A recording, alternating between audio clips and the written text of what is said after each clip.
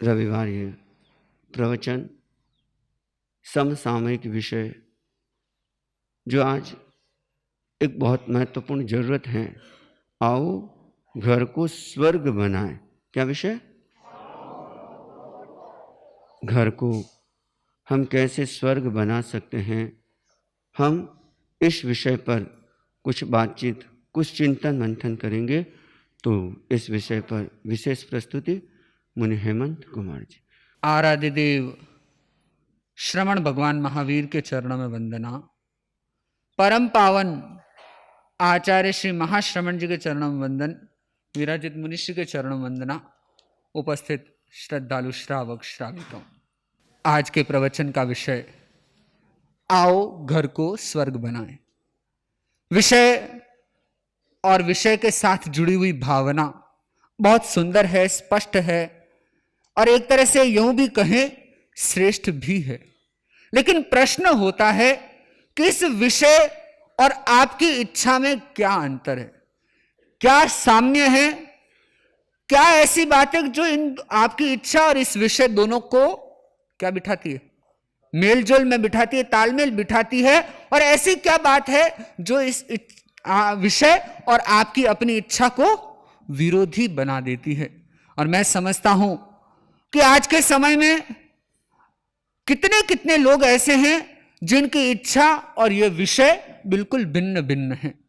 यानी कि आप कहेंगे क्या लोग घर को स्वर्ग बनाना नहीं चाहते? आप स्वर्ग बनाना चाहते हो घर को?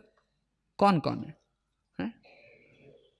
अच्छा, ऐसा कौन है जो घर को स्वर्ग बनाना नहीं चाहता? जिसके हाथ खड़े नहीं हुए क्या यह माने कि वे स्वर्ग बनाना नहीं चाहते? अच्छा, घर को नरक बनाना कौन कौन चाहता है? ऐसे लोग हैं इस दुनिया में। न शांति से जीऊंगा न जीने दूंगा, उनका संकल्प है, उनका जीवन सूत्र है, उनका क्या है, टॉप टारगेट है, सबसे बड़ा लक्ष्य उन्होंने बना रखा है कि न तो शांति से जीऊंगा न जीने दूंगा, न शांति से खाऊंगा न खाने दूंगा, न शांति से बैठूंगा न किसी को शांति से बैठने दूंगा। आप कहेंगे ऐसे लक्ष्य किसके हो सकते हैं? होते हैं, कई कई व्यक्ति इन लक्ष्यों से भी भरे होते हैं। खैर, वे लक्ष्य हमारे न हो ऐसी हम भावना करें, और ऐसे लोग कैसे जीते हैं उसकी चर्चा से कोई फायदा नहीं।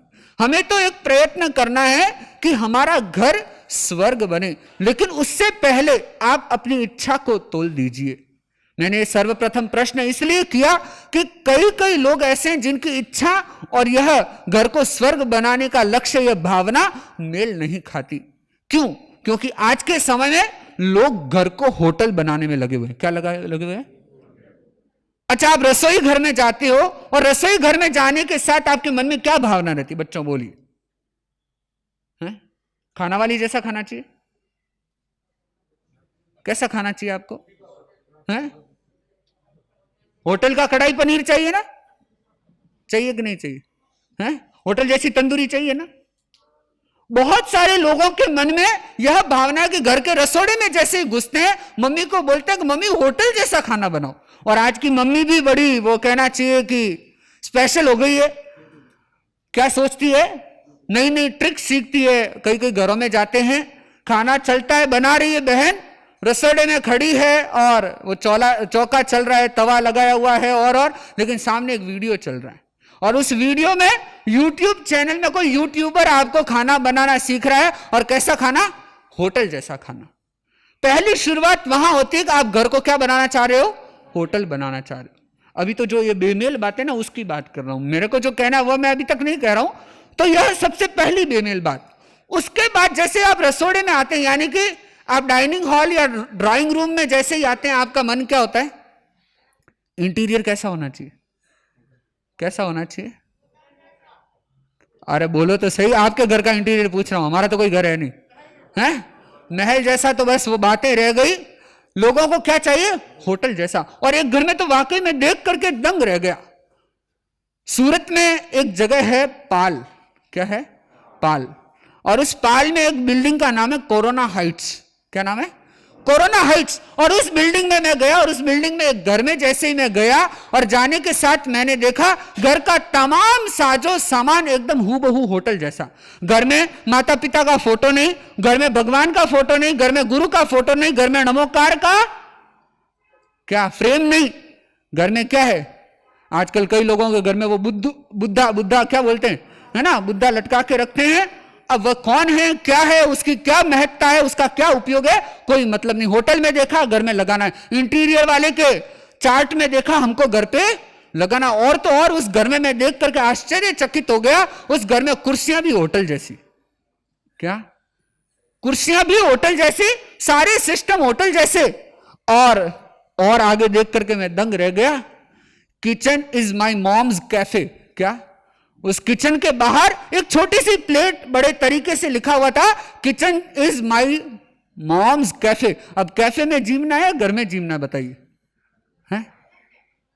और उसके बाद एक होटल जैसी और स्थिति मैंने देखी उस घर में। मैंने उनसे पूछा, बहन की भावना बहुत अच्छी थी, गोची के लिए उसने भावना भाई। और जैसे ही मैंने उनसे पूछा, क्योंकि हमारी आदत है कि पूछ लेते हैं भाई बच्चे कहाँ हैं, सिर्फ हमको गोची नहीं करना होता, पता भी लगाना होता है घर के संस्कार कैसे हैं। घर में सबको एटलीस्ट दर्शन का अवसर तो मिल जाए। घर में तो दर्शन कर ले, भवन में जब करेंगे तब करेंगे, लेकिन घर में हम दर्शन दे तो दे।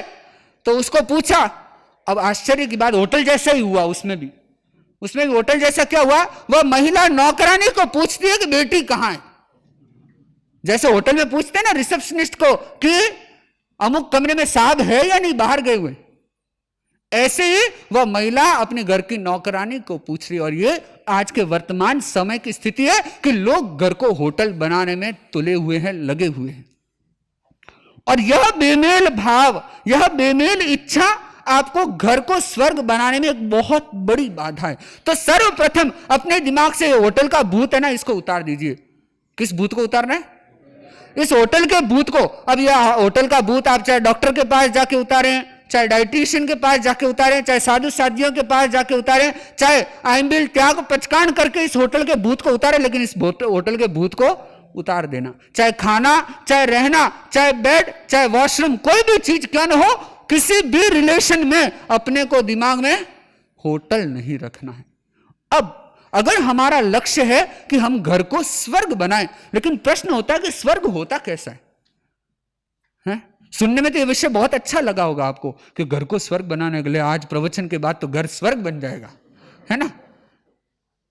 ये प्रवचन सुनना, कोई वो कहते हैं ना कि प्रवचन कोई सीधा कन्वर्टर नहीं है कि आप आए और इधर से नरक वाले आए, उधर से स्वर्ग वाले निकले, ऐसा नहीं होने वाला। या इधर से शैतान आए, उधर से भगवान निकल जाए, ऐसा भी नहीं होने वाला। हमें प्रयत्नशील होना है। और निस्संदेह प्रवचन में कहीं हर बात आपके लिए उपयोगी है, हर बात आपके जीवन को बदल सकती है, आपके घर को भी स्वर्ग बना सकती है। लेकिन सबसे पहला प्रश्न होता है, व्हाट इज स्वर्ग? What is heaven? स्वर्ग किसको कहेंगे? हैं? अरे स्वर्ग किसको बोलते, मैंने ये पूछा। घर में, अरे घर की बात आई नहीं, फिर घर में शांति रहे। हाँ, जहां सुख की बहुलता है, क्या है? जहां सुख ही सुख है, उसको क्या बोलते हैं? स्वर्ग। दूसरा, जहां सारे साजो सामान सुविधाएं हैं, उसे क्या बोलते हैं? स्वर्ग। जहां सारे के सारे ठाट बाट हैं, उसको क्या बोलते हैं? स्वर्ग। जहां चकाचौंध माणक मोती, अच्छे कपड़े, हीरे, कितनी कितनी अच्छी चीजें, ये अच्छे सीन सीनरी नजारे सारे कुछ हैं, उसको क्या बोलते हैं? स्वर्ग। और अच्छे नजारे तो आप घर में बना नहीं सकते स्वर्ग जैसे। और स्वर्ग की तासीर या स्वर्ग की फितरत भी अगर हम देखें तो स्वर्ग लोक में सबसे नीचा देवलोक माना जाता है व्यंतर। कौन सा माना जाता है? ये कुछ तत्वज्ञान की भाषा में बात कहूंगा। सबसे नीची जाति के देवलोक में कौन सा देवलोक आता है? व्यंतर देवलोक आता है। और व्यंतर देवों में कहा जाता है कि वो दोयम दर्जे के, या ऐसा कहना चाहिए कि देवों में लोएस्ट कैटेगरी के देव होते हैं।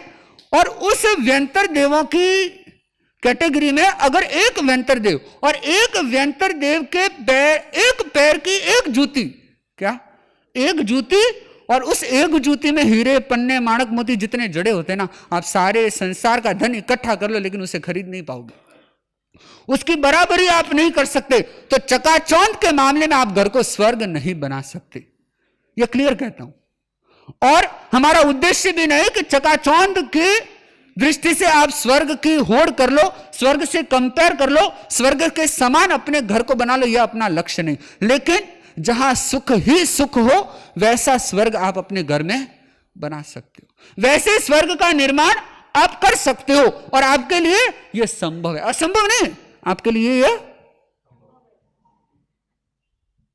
आपके लिए क्या है, संभव है। और आप अगर प्रयत्नशील बने तो अपने घर को स्वर्ग बना सकते हैं। लेकिन प्रश्न होता है कि क्या अकेला व्यक्ति घर को स्वर्ग बना सकता है? दोनों स्थितियां हैं। चाहे अगर उसका प्रयत्न विशेष हो, उसके भीतर क्षमता हो, तो एक व्यक्ति की बहुत कुछ कर सकता है, और अगर क्षमता नहीं है, क्षमता विहीन व्यक्ति है, तो चाहे 5 व्यक्ति, 10 व्यक्ति, 15 व्यक्ति भी मिल जाए, लेकिन घर को स्वर्ग नहीं बना सकते। भीड़ चाहे कितनी लोगों की हो, मूर्खों की अगर भीड़ है तो वह भीड़ कुछ भी करने वाली नहीं। लेकिन समझदार एक व्यक्ति, एक समझदार 100 मूर्खों को तो हैंडल कर सकता है, लेकिन 100 मूर्ख मिलकर के एक समझदारी भरा काम नहीं कर सकते। तो आप अगर प्रयत्नशील हैं, संकल्पबद्ध हैं, तो आप अपने घर को स्वर्ग बना सकते हैं। तो अब हम उन बातों की चर्चा करें जिनसे घर स्वर्ग बन सकता है, जिनसे घर में सुख की स्थापना हो सकती है, जिनसे कहना चाहिए कि घर में हर दिन, हर पल, प्रतिपल सुख का माहौल बना रह सकता है। और उसमें सबसे पहला बिंदु है रेस्पेक्ट। क्या होता है? रेस्पेक्ट। आज के समय में ये रेस्पेक्ट क्या होता जा रहा है? कई लोग रेस्पेक्ट को तवज्जो नहीं दे रहे, और इस रेस्पेक्ट को तवज्जो नहीं देने के पीछे कहीं ना कहीं हमारी एक मानसिकता है। इस दुनिया में कई तरह की चिंतन शैलियां, कई दर्शन, कई फिलॉसफी चलती है, कई लाइफस्टाइल चलती है। एक लाइफस्टाइल है वेस्टर्न लाइफस्टाइल, और वेस्टर्न लाइफस्टाइल में जो पाश्चात्य दर्शन के दार्शनिक हैं, चिंतक हैं, वे लोग क्या कहते हैं? ये पूरा का पूरा विश्व एक बाजार है। क्या है? बाजार। ग्लोबल मार्केट बोलते कि नहीं बोलते? ये ग्लोबल शब्द आपने 15 साल पहले सुना क्या? जितने बूढ़े बड़ेरे बैठे हैं, 15 साल पहले ये शब्द सुना क्या? 25 साल पहले, 40 साल पहले आपने ये शब्द प्रचलन में नहीं सुना होगा। और जब से यह पश्चिमी संस्कृति, पश्चिमी विचारधारा जब से भारत पर हावी होने लगी, तब से यह ग्लोबल हमारे दिमाग में घुस गया। Global market, global trade, global business, न जाने कितनी कितनी चीजें हमारे दिमाग में घुसती चली गई। लेकिन यह देखिए कि कितनी बचकानी बात लगती है कि पूरी दुनिया को एक व्यापार का केंद्र, एक ग्लोबल मार्केट खोजते हैं, पूरे के पूरे विश्व को एक मार्केट की तरह देखते हैं। लेकिन वहीं अगर हम देखें भारतीय दर्शन में, भारतीय चिंतन क्या कहता है, इंडियन फिलोसफर्स की क्या माइंडसेट है, वो क्या सोचते हैं, वो क्या कहते हैं, वह बहुत बड़ी बात है। भारत में एक बहुत अच्छी सूक्ति चला करती थी, वसुधैव कुटुंबकम। अब आप देखिए, आप पिछले 5 सालों से 10 सालों से ग्लोबल शब्द सुनते आ रहे हैं, ग्लोबल बिजनेस। कभी आपने क्वेश्चन उठाया उसके प्रति? कभी प्रश्न उठाया कि यह क्या तरीका है? दुनिया को एक बाजार समझा जा रहा है, लेकिन आपने कभी प्रश्न करने की हिम्मत भी नहीं की। और तो और आजकल लोगों की लाइफस्टाइल भी क्या हो रही है? ग्लोबल हो रही है। खाने की स्टाइल भी क्या हो रही है? ग्लोबल हो रही है। आप इंडिया में रहते हो और होटल में जाके कॉन्टिनेंटल खाना चाहते हो, तो समझने की बात है कि आप अपनी संस्कृति और अपने संस्कारों को छोड़ते चले जा रहे। आपके दिमाग में है कि जो दुनिया में हो रहा है वह मुझे करना है। लेकिन उससे भी महान संस्कृति है वसुधैव कुटुंबकम, कि सारी जगती, सारी वसुधा मेरा कुटुंब है। वसुधा धरती का दूसरा नाम कहा जाता है, और वह पूरी की पूरी धरती मेरा परिवार है। क्या यह विचारधारा सही है? दोनों में अच्छी कौन है? लेकिन आप फॉलो किसको करते हो? हैं? आजकल आपकी दुनिया में भी क्या है? छोटा सा हाथ में एक मोबाइल है, वह भी आपको क्या बना रहा है? ग्लोबल बना रहा है।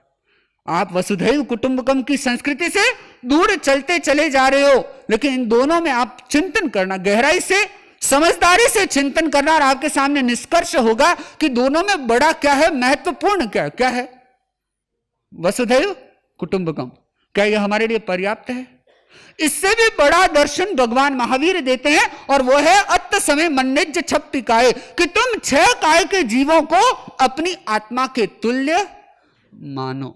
और जब हम आत्म तुल्य की अवस्था में आ जाते हैं, वहां कहना चाहिए कि जो मान होता है, सम्मान होता है, अधिमान होता है, रेस्पेक्ट होता है, रिगार्ड होता है, वह सब कुछ विशेष होता है। वहां आप वायुकाय के जीव को भी एक सम्मान देंगे, वहां आप वनस्पति के जीवों को भी क्या देंगे, सहानुभूति देंगे। वहां कोई निगोद का जीव है, कोई कीड़ा मकोड़ा भी है तो उसके प्रति भी आपके मन में सिंपैथी रहेगी। लेकिन यह भाव तभी सफल हो सकेगा जब आप इस सिद्धांत को, इस सूत्र को जीने का प्रयत्न करोगे। तो जब बात रेस्पेक्ट की आती है, हम सबको अपनी आत्मतुल्य समझें।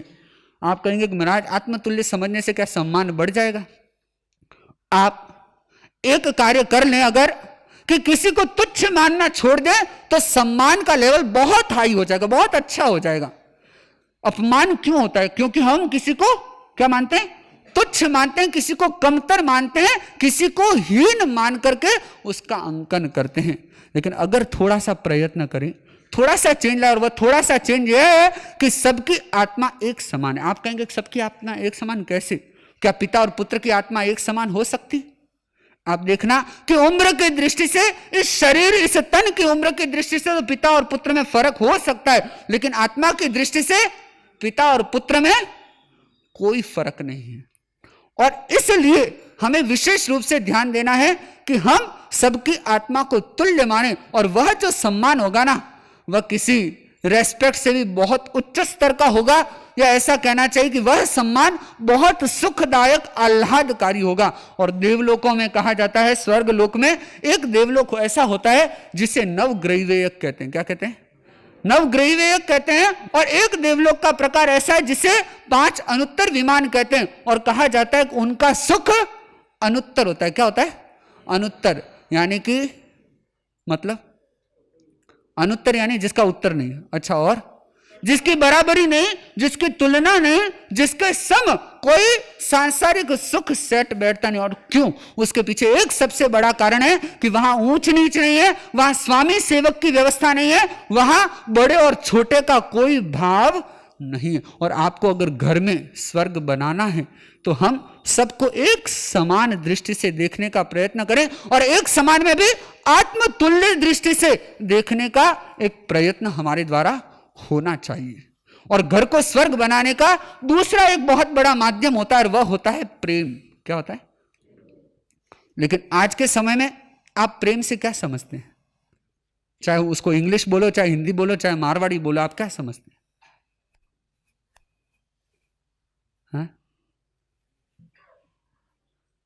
प्रेम से आप क्या समझते हो? लगाओ, और वात्सल्य, और स्नेह, और एक दूसरे से खुश रहना, और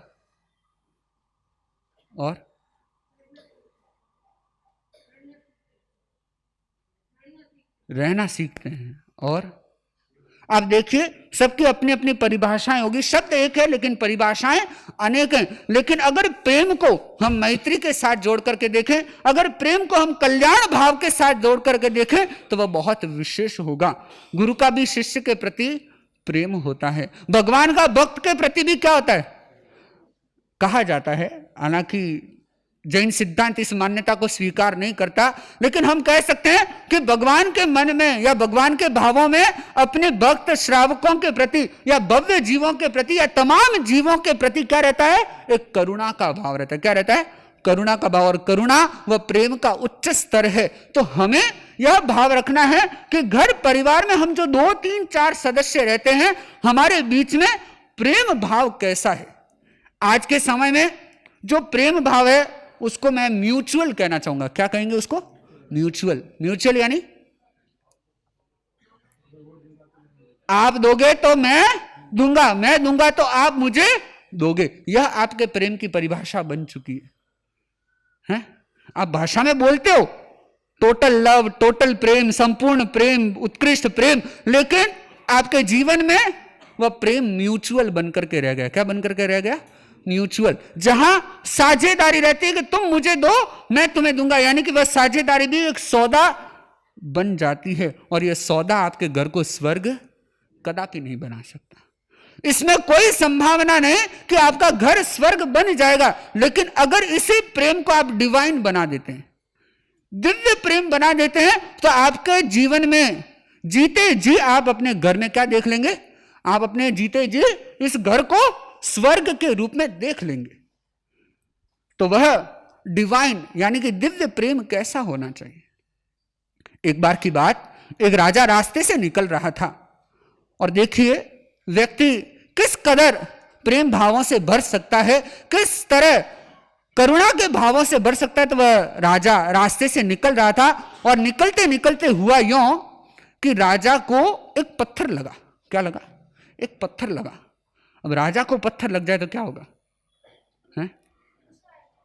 और गुस्सा तो आपको भी आएगा, गुस्सा तो आपको भी आएगा, एक गरीब भिखारी को भी आएगा, और कदाचित मैं रास्ते से निकल रहा हूं तो मुझे भी गुस्सा आ सकता है। कदाचित, मैं ये तो नहीं कहूंगा कि मुझे गुस्सा नहीं ही आएगा, आ सकता है। लेकिन राजा को किसी ने पत्थर मारा या राजा को कहीं से पत्थर लगा, क्या होगा? हाँ, मृत्युदंड। अच्छा, पत्थर हटा देंगे। और वो क्या होता है ना, समन जारी होता है। क्या होता है? समन जारी होता है, यानी कि सिपाही खोज करते हैं कि पत्थर किसने मारा, आरोपी कौन है, मुजरिम कौन है, उसको पकड़ा जाता है। और सैनिकों ने वही काम किया, अपराधी को पकड़ा। और आप आश्चर्य करेंगे, अपराधी भी कौन था? एक कोई बालक नहीं था, एक कोई युवक नहीं था, एक बुढ़िया थी। कौन थी? एक बुढ़िया महिला को लेकर के आए और बुढ़िया को कहां खड़ा कर दिया?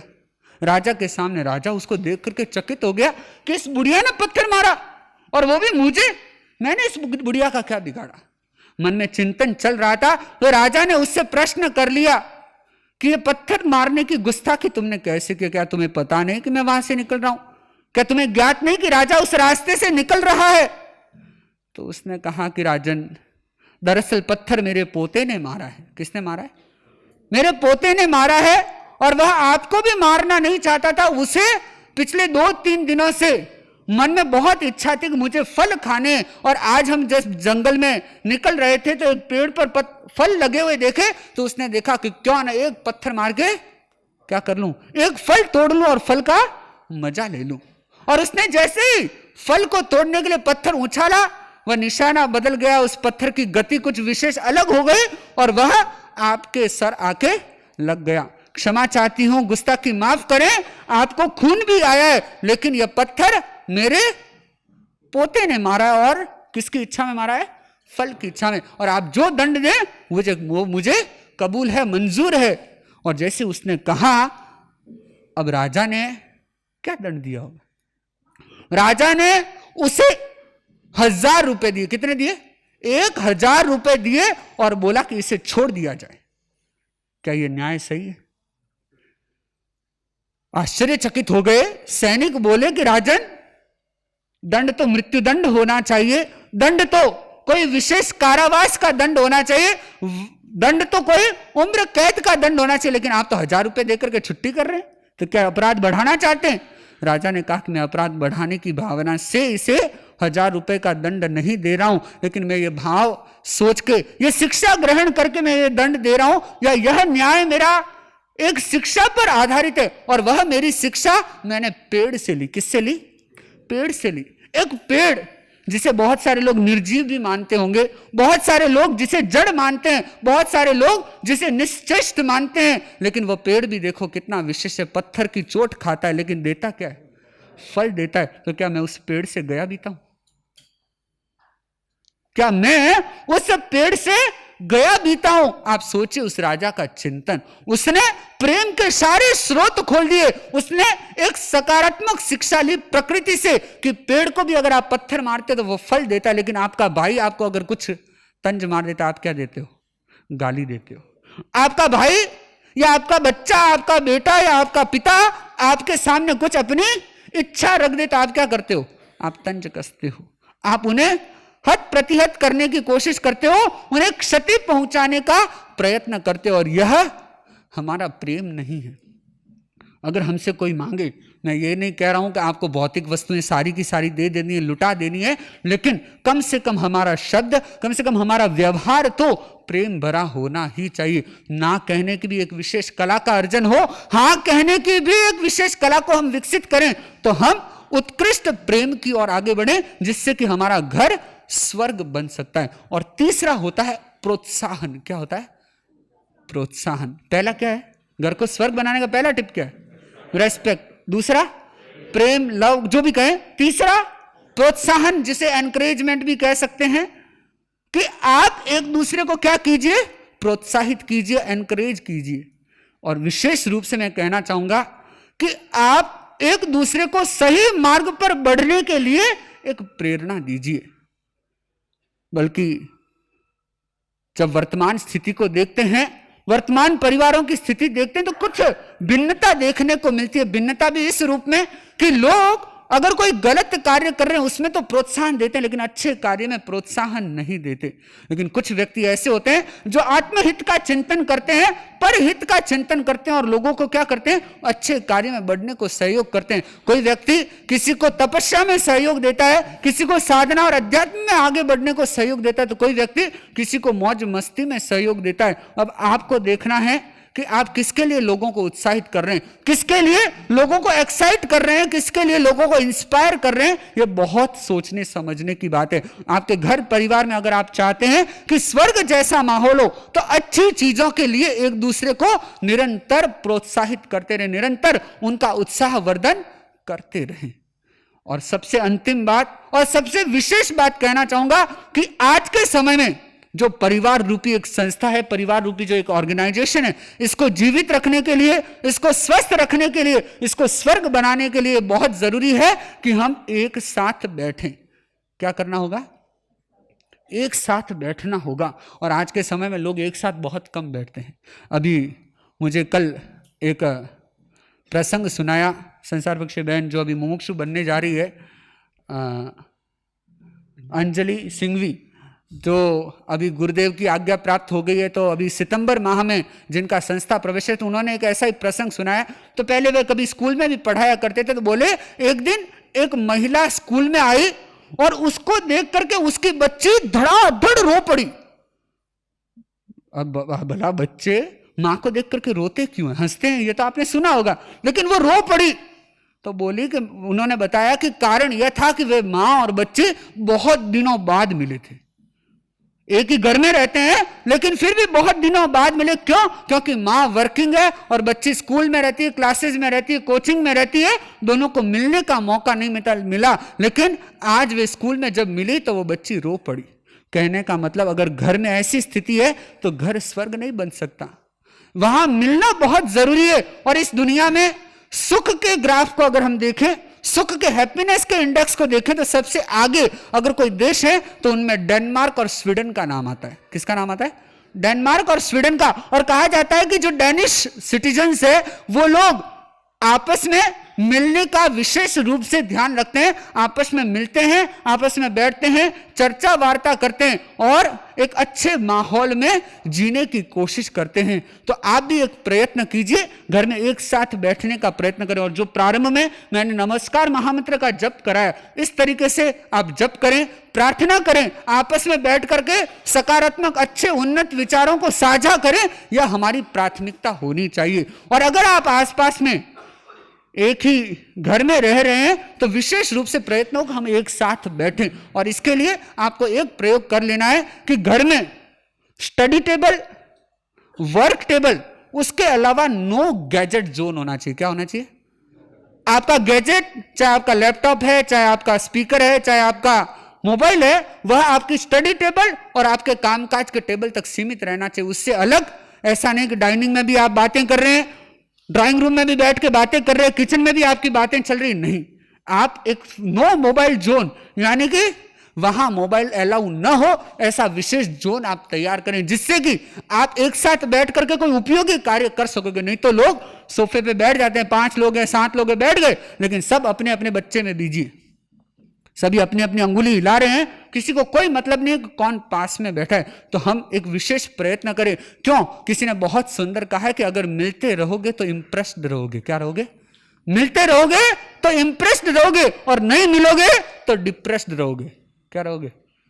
नहीं मिलोगे तो डिप्रेस्ड रहोगे, और डिप्रेस्ड लोग कभी घर को स्वर्ग नहीं बना सकते। और अगर आप घर को स्वर्ग बनाना चाहते हैं कि एक दूसरे से क्या रहें, इंप्रेस्ड रहें, इंस्पायर्ड रहें, तो अगर ऐसा प्रयत्न हमारा होता है तो हम घर में एक प्रार्थना सभा, घर सभा का आयोजन करें और उससे हम साथ बैठ करके प्रार्थना करें, साथ बैठ करके भक्ति भावों से हम एक दूसरे से आदर्श चर्चा करें, एक दिव्य चर्चा के साथ स्वयं को जोड़ें, तो हमारा घर निश्चित रूप से स्वर्ग बन सकता है। इन्हीं भावनाओं के साथ मेरा विनम्र निवेदन मुनि श्री हिमांशु कुमार जी स्वामी से अपने उद्बोधन करें। ओम अरहं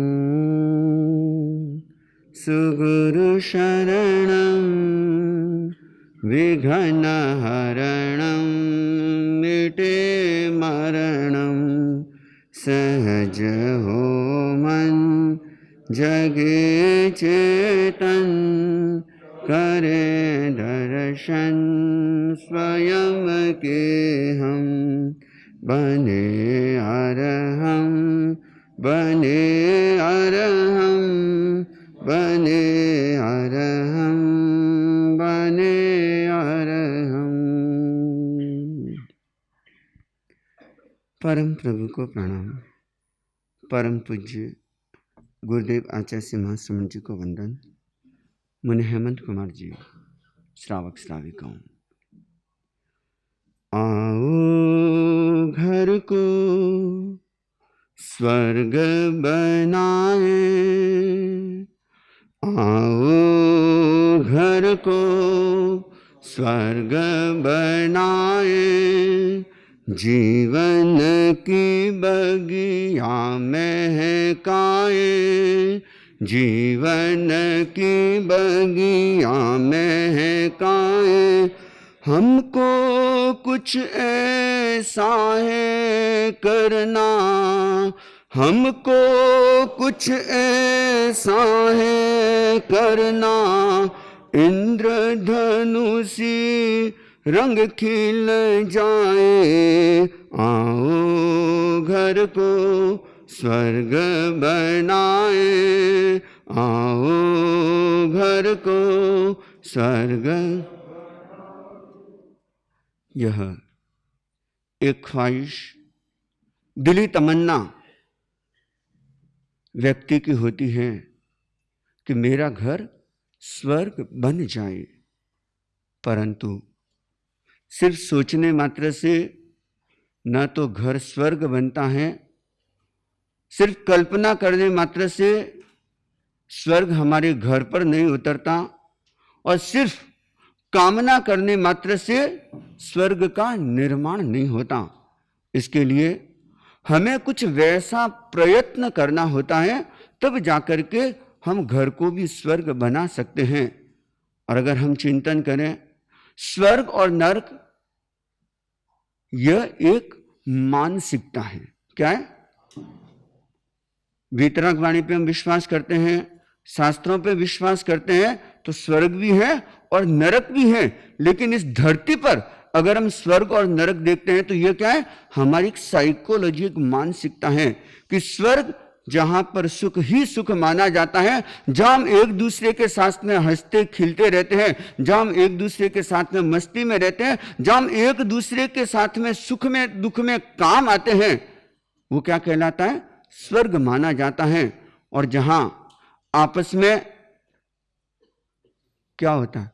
टूटन फूटन होती है, जहां आपस में तू मैं चलती है, जहां आपस में ईर्ष्या और जलेसी का भाव होता है, और जहां आपस में वैर और शत्रुता का भाव होता है, वह घर की स्थिति क्या कहलाती है? नरक की स्थिति कहलाती है।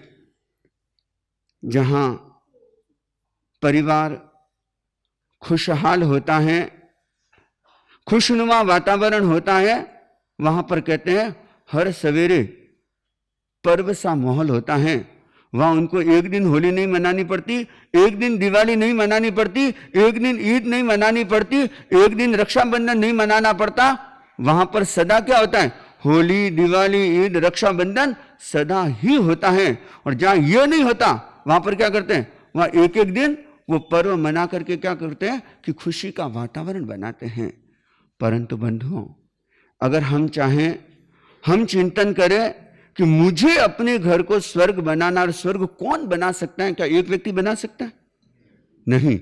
जब हम सबका प्रयास होता है, जितने घर के सदस्य होते हैं उन सबके प्रयास से घर स्वर्ग बन सकता है। सिर्फ एक व्यक्ति प्रयास करे, हालांकि उसका भी बड़ा अगर प्रबल प्रयास हो तो हो भी सकता है, लेकिन सबके मिलकर के प्रयास करने से घर बड़ी आसानी से स्वर्ग बन सकता है। कैसे बन सकता है, हम इसके बारे में कुछ बिंदुओं पे चर्चा कर लेते हैं, बातचीत कर लेते हैं। और इसके लिए 3 व को समझना जरूरी है। कितने वकार? 3 वकार हैं। उनको अगर समझ लिया जाए तो निश्चित रूप से हम अपने घर को स्वर्ग बना सकते हैं। और वो 3 वकार हैं। सबसे पहले है व्यवहार। सबसे पहले क्या है? व्यवहार। अगर आपका व्यवहार श्रेष्ठ है तो आप घर को स्वर्ग बना सकते हैं। आप देखना, हम एक दूसरे के साथ में कैसा व्यवहार करते हैं, हम एक दूसरे के साथ में कैसा बिहेवियर करते हैं, और ये बिहेवियर, ये जो हमारा व्यवहार जो होता है, वह ही घर को स्वर्ग और नरक बनाता है। बाहर व्यक्ति एकदम नरम रहता है और जैसे घर में आता है तो क्या हो जाता है? गर्म हो जाता है। क्यों भाई? बाहर नरमार से पेश में आता है, सबके साथ में बहुत अच्छे से पेश में आता है, और जैसे ही घर में आता है, एंट्री करता है, और एंट्री करते ही क्या होता है? इंस्पेक्टर बन जाता है।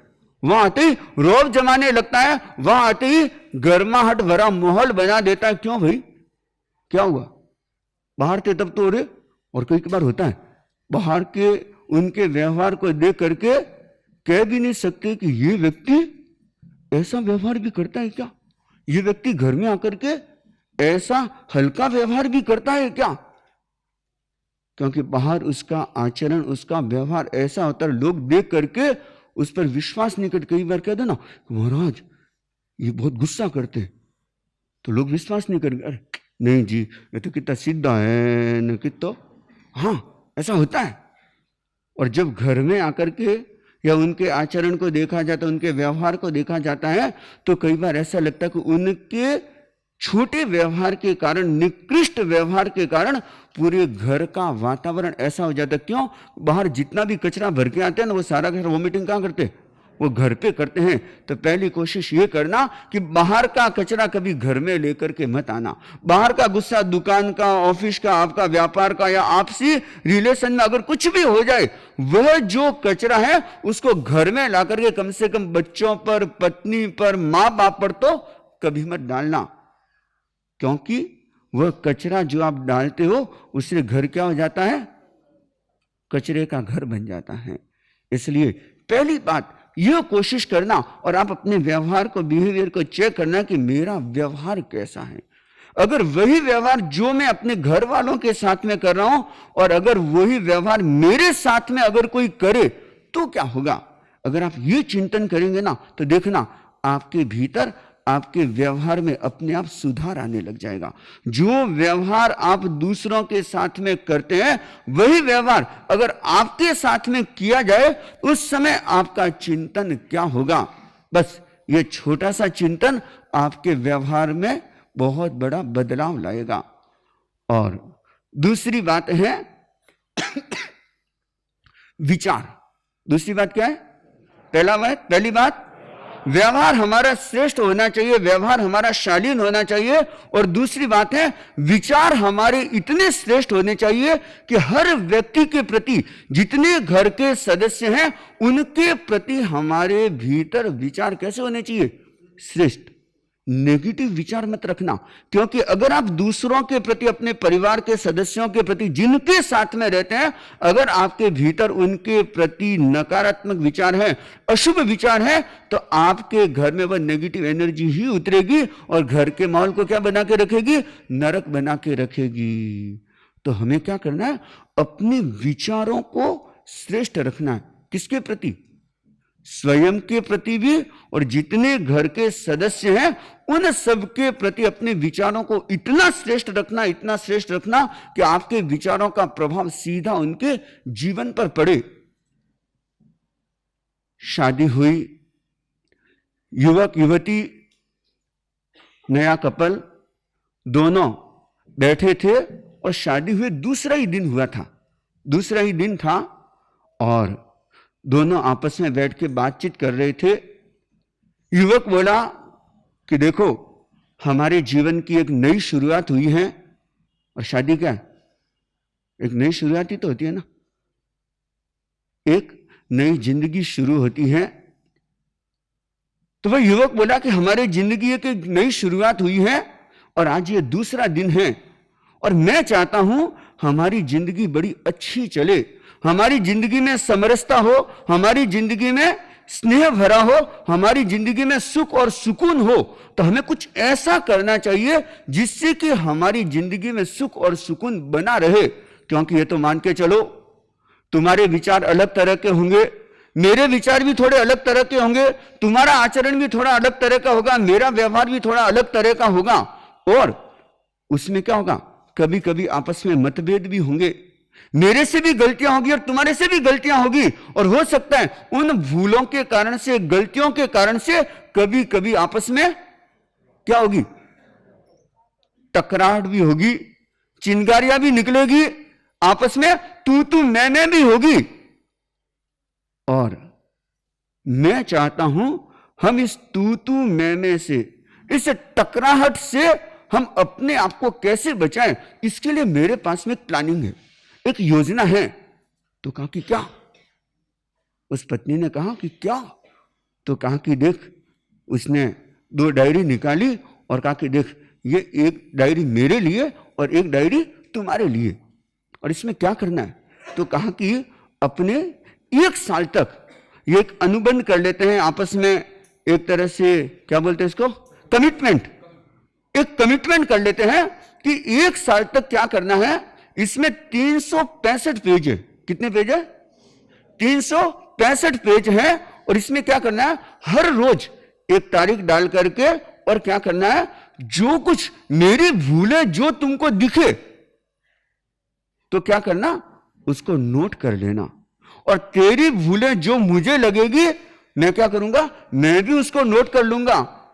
लेकिन वे जो भूलें हैं वो हमारे वचनों में नहीं आनी चाहिए, हमारे व्यवहार में नहीं आनी चाहिए। बस जो तुमको लगा कि अच्छा ये इनकी भूल थी, इन्होंने यहां गलती किया, इन्होंने ये ठीक नहीं किया, ऐसा मेरे साथ में गलत बिहेव किया, जो भी तुमको लगे वो क्या करना है, सारा का सारा तारीख डाल करके तारीख वाइज नोट करते जाना। और जब हमारी शादी की सालगिरह आएगी ना, शादी की सालगिरह के बाद में फिर हम देखेंगे कि हां मैंने कितने भूलें की, तुमने कितनी भूलें की, और फिर क्या करेंगे, जो मैंने भूल की है वो मैं सुधारने की कोशिश करूंगा और जो तुमने भूल की है वो तुम सुधारने की कोशिश करना। बस इतना सा हमको करना है। तो कहा कि ठीक है, एक आपस में कमिटमेंट हो गया। कमिटमेंट होना बड़ी बात नहीं, बड़ी बात क्या होती है, कमिटमेंट को निभाना। अब दोनों ने ऐसा सिस्टम बनाया, गलतियां होती लेकिन वचनों में, बातों में, शब्दों में वह नहीं प्रकट करते, जैसे तैसे होता वो एक दूसरे को क्या करते, सहन कर लेते। क्या कर लेते? सहन कर लेते, लेकिन कोई कमिटमेंट नहीं करते। और 1 दिन 2 दिन करते करते महीने बीते, और महीने बीते बीते क्या हो गया, 1 साल पूरा हो गया। और 1 साल पूरा होने के बाद में आपस में फिर मीटिंग हुई। वो तो मीटिंग तो करनी थी ना। तो क्या हुआ, पत्नी ने भी डायरी निकाली, पति ने भी डायरी निकाली, डायरी एक दूसरे को सौंप दी और कहा कि लो। अब पत्नी ने डायरी दी और उसमें हर डेट वाइज लिखा हुआ था कि देखो उस दिन तुमने, मेरा सर दुख रहा था लेकिन मेरा सर नहीं दबाया, मेरे को बुखार थी उस दिन तुमने मेरे साथ में मेरा सपोर्ट नहीं किया, अच्छा मेरी घूमने की इच्छा थी तो मेरे को घुमाने नहीं ले गए, अच्छा मेरा बर्थडे था उस दिन तुमने मेरे को कोई नई चीज गिफ्ट ला करके नहीं दिया। ऐसी न जाने कितनी कितनी शिकायत, हर पेज पर कोई ना कोई शिकायत थी। और उसने देखा और उसने अपनी गलती को वह एक्सेप्ट करता गया कि हाँ यह मेरे से भूल हुई है, हाँ यहां पर मैंने गलती की है, यहां पर उस समय मेरी ऐसी सिचुएशन थी, जो भी था वह क्लियर करता रहा। और करने के बाद में फिर उसने भी अपनी डायरी पकड़ा दी और कहा कि वह भी देखने लगी। और देखते देखते एक एक पन्ने को पलटते पलटते पलटते पलटते 365वां पन्ना आया। और जब उस पन्ने को पढ़ा और जैसे उस पन्ने को पढ़ा और उसकी आंखों से टप टप टप टप आंसू टपकने लग गए। क्यों? ऐसा क्या हुआ? उसने जब डायरी को देखा तो 364 पन्ने खाली थे खाली तारीख लिखी हुई थी, लेकिन डायरी के 364 पन्ने में एक पेज पर भी कुछ भी नहीं लिखा हुआ था। अंतिम पेज पर सिर्फ इतना सा लिखा हुआ था, भूलें तो मुझे भी तुम्हारी दिखी थी, लेकिन मैं तुम्हें बहुत चाहता हूं और तुम मेरे जीवन के लिए बहुत महत्वपूर्ण हो, इसलिए मैं उन भूलों को नहीं लिखना चाहता। भूलें किससे नहीं होती? है कोई ऐसा इंसान जिससे भूलें नहीं होती? नहीं होगा। भूलें हर व्यक्ति से होती है, लेकिन अगर सामने वाले व्यक्ति के प्रति हमारे विचार श्रेष्ठ होते हैं, अगर सामने वाले व्यक्ति के प्रति हम एक समझ भरा विचार रखते हैं, तो क्या होता है, उन भूलों को आप देखना बंद कर देते हो और जीवन को तोड़ने वाला, घर को नरक बनाने वाला एक बहुत बड़ा, यह कह सकते हैं, कारण माना जाता है कि जो व्यक्ति सदा दूसरों की कमियां देखता है, दूसरों की बुराइयां देखता है, दूसरों के अवगुणों को देखता है, वह घर तो कभी स्वर्ग बन ही नहीं सकता। अगर घर को स्वर्ग बनाना है ना, तो क्या करना, सदा दूसरों के प्रति अपने विचारों को श्रेष्ठ रखना। और विचारों को श्रेष्ठ रखने का मतलब क्या हुआ, सदा दूसरों की अच्छाई ही देखना, कमी तो कभी मत देखना। क्योंकि जो खूबियां देखता है, कहते हैं कि वह खूबसूरत लगता है, और जो बुराइयां देखता है वो क्या लगता है, बदसूरत लगता है। आप चिंतन कर लेना कि आपको खूबसूरत बनना है या बदसूरत बनना है। आप क्या करोगे? अगर घर को स्वर्ग बनाना है तो यह एक अभियान चालू कर दो, एक ऐसा आपस में कमिटमेंट कर लो, हम सदा जितने घर के सदस्य हैं उन सब सदस्यों की क्या देखेंगे, सदा अच्छाई ही देखेंगे, सदा खूबियां ही देखेंगे। और अगर वो खूबियां आपको दिखने लग गई तो समझ लेना कि आपके घर में सदा स्वर्ग सा माहौल रहेगा। और अगर कमियां देखने लग गए, बुराइयां देखने लग गए, अवगुण देखने लग गए, तो क्या होगा, वो तो नरक का माहौल तो बना हुआ ही है, उसमें तो कुछ करना ही नहीं आपको। लेकिन हमें अपने विचारों को इतना श्रेष्ठ बनाना, इतना श्रेष्ठ बनाना है कि सदा दूसरों की कमियां जो दिखती है वह दिखनी हमारी बंद हो जाए। तो दूसरी बात है विचार श्रेष्ठ। पहली बात व्यवहार श्रेष्ठ और शालीन हो, और दूसरी बात विचार हमारे श्रेष्ठ होने चाहिए। और तीसरी बात कौन सी है? विश्वास। तीसरी बात कौन सी है? विश्वास। कि हमारा विश्वास एक दूसरे के प्रति इतना गहरा होना चाहिए, उसमें कभी डाउट, उसमें कभी गलतफहमी, उसमें कभी कंफ्यूजन, ये जब हो जाता है तो समझ लेना कि आपके घर में दीवार खड़ी होने की नौबत आ गई, या आपका घर नरक बनने की अब तैयारी में है। और अगर आपका विश्वास बना हुआ होता है, जितने घर के सदस्य हैं एक दूसरे के प्रति अपना इतना गहरा विश्वास बनाओ और स्वयं वैसा विश्वास पैदा करो, ताकि कभी कोई छोटी सी भी घटना हो जाए तब भी वह विश्वास हमारा बरकरार रहे, वह विश्वास हमारा बना हुआ रहे। बहुत सुंदर एक मैंने घटना पढ़ी थी, और वह घटना है 19/11/2011 की। कितने साल हो गए? अभी क्या चल रहा है? 11 साल पहले की बात है, 19/11/2011 की घटना। और शादी होने वाली थी लड़की। 3 दिन पहले अचानक उस लड़की को आंखों से दिखना बंद हो गया। क्या हो गया? आंखों से दिखना बंद हो गया। और उसने अपनी मम्मी से कहा कि मां, मेरे को तो दिख ही नहीं रहा है। तो कहा कि बेटा, हो सकता है इतनी मेहनत के कारण से या कोई ऐसे अंधेरा सा आ गया होगा, कोई बात नहीं, अपने सवेरे ठीक हो जाएगा। सवेरे उठी, लेकिन दिखना बंद, आंखों की ज्योति चली गई। और शादी में कितने दिन बाकी है? सिर्फ 3 दिन बाकी हैं। और उसने कहा कि ये क्या हुआ? तो कहा कि अब क्या करें? तो कहा कि देखो, हमें परिवार को जानकारी देना भी जरूरी है, और जो लड़के वाले हैं कम से कम हमको उनको सही जानकारी दे देनी चाहिए, नहीं तो उनके साथ में एक बहुत बड़ा विश्वासघात होगा, और अब उसका तो हम कुछ कर नहीं सकते। तो कहते हैं कि लड़की, उसके पिता, उसकी माँ तीनों मिलकर के कहाँ जाते हैं? लड़के के घर पर जाते हैं और वहां जाकर के उनसे बातचीत करते हैं कि देखिए ऐसी स्थिति हो गई और हम चाहते हैं कि यह शादी, लड़की बोली यह शादी क्या करें? कैंसिल कर दें। तो वह लड़के के पिता बोले कि शादी? तो कहा कि देखिए और कोई ऑप्शन नहीं है जिस स्थिति में, और ये तो हम नहीं कह सकते कि ये आंखें वापस रोशनी आएगी नहीं आएगी क्या होगा, इसलिए यह शादी कैंसिल। और बड़ी खुशी खुशी हम आराम से अच्छे से हम आपको चला करके अनुमति देता कि आप अपने बेटे की दूसरी शादी कर लीजिए। अगर कभी किसी के साथ में ऐसा हो जाए तो आप लोग क्या करते? कह रहे अपने तो शादी नहीं करनी। और एक बार लड़के के पिता भी बोलने लगे, लेकिन लड़का बोला कि पिताजी देखिए आप चिंतन करना, आज जो इस लड़की के साथ में हुआ है अगर यही शादी के बाद में हो जाता तो आप क्या करते? दूसरी बात, यदि ऐसा मेरे साथ में हो जाता तो आप क्या करते? और इसलिए मैं चाहता हूं कि हमने बड़े विश्वास के साथ में यह शादी का संबंध जोड़ा था, सगाई हुई थी हमारी, और मैं चाहता हूं कि यह संबंध हमारा अटूट विश्वास जो है यह हमारा बना रहे और मैं इसी से शादी करूंगा। अब देखो उस युवक की मर्दानगी देखो, उस युवक का साहस देखो, उस युवक का विश्वास देखो कि इस बात को, इतनी बड़ी बात होने पर भी उसने क्या किया? उस विश्वास को बरकरार रखा। और हम लोग क्या करते हैं?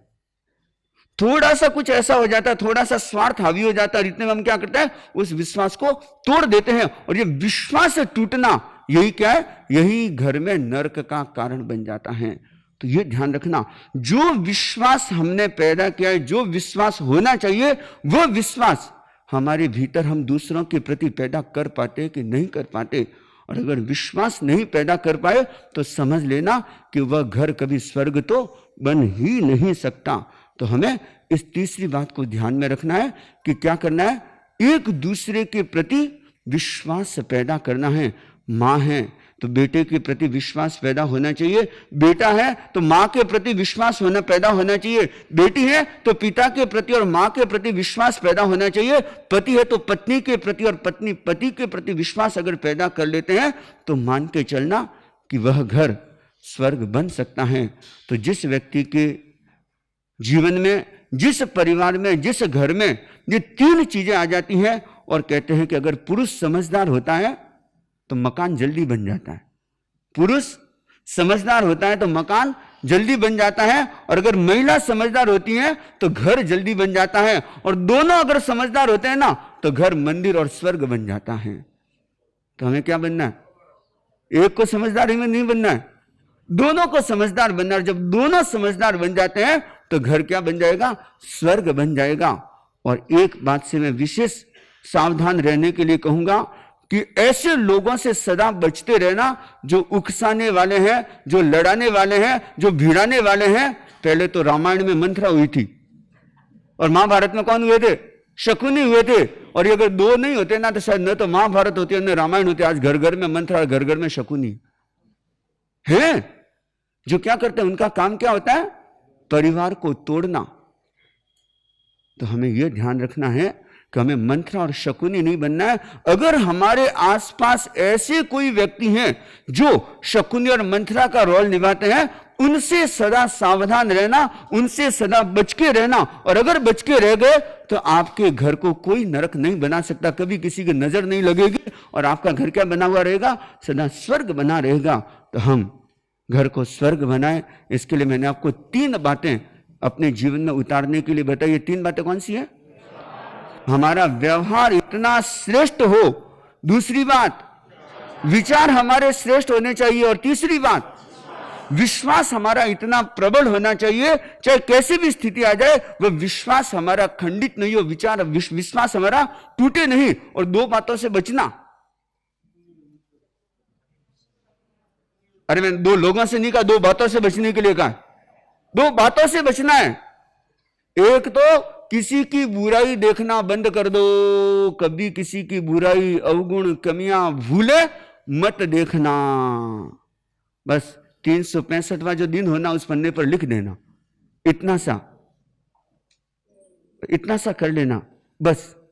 और दूसरा क्या करना है, ऐसे लोग जो उकसाने वाले हैं, भिड़ाने वाले हैं, किसी की सुनी सुनाई बातों पे विश्वास मत करना, क्योंकि वो सुनी सुनाई बातें सही नहीं होती और वो क्या करते हैं, हमारे परिवार को तोड़ देती है, हमारे परिवार में दीवारें खड़ी कर देती हैं।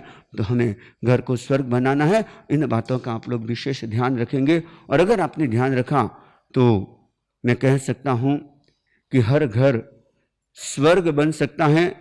और मान लो स्वर्ग तो जो बताया गया वैसा बने कि न भी बने, लेकिन इतना तो है कि उस घर में शांति, सुख, सुकून अच्छी तरह से हो सकता है।